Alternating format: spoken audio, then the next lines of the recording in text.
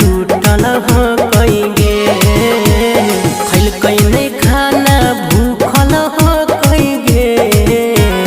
हमर बलमुआ दूसल हो कइगे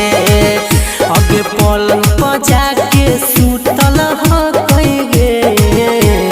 हमर बलमुआ दूसल हो कइगे।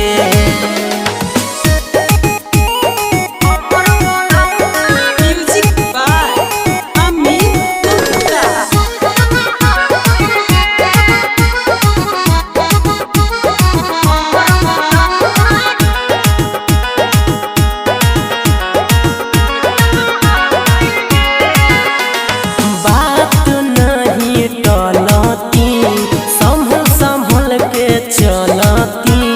प्यार से बोलैल कैसैया ओकर नहीं हलै गलती का करिए सब हो जाला कभी बात नहीं टलती संभल के चलती प्यार से बोलैल कै पिया ओकर नहीं हलै गलती एही से हमरो बलम के मनवा रूठल हो कइगे मनवा रूठल हो कइगे खैल कइने खाना भूखल हो कइगे हमर बलमुआ दूसल हो कइगे अगे पलंग पर जाके सुतल हो कइगे हमर बलमुआ दूसल हो कइगे।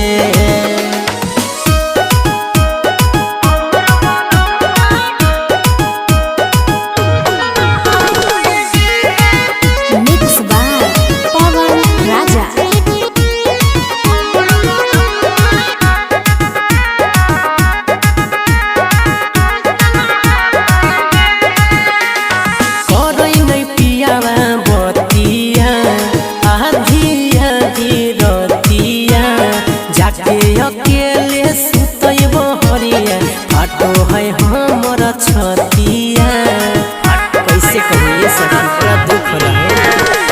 रहे नहीं पियावा बतिया आधिया रतिया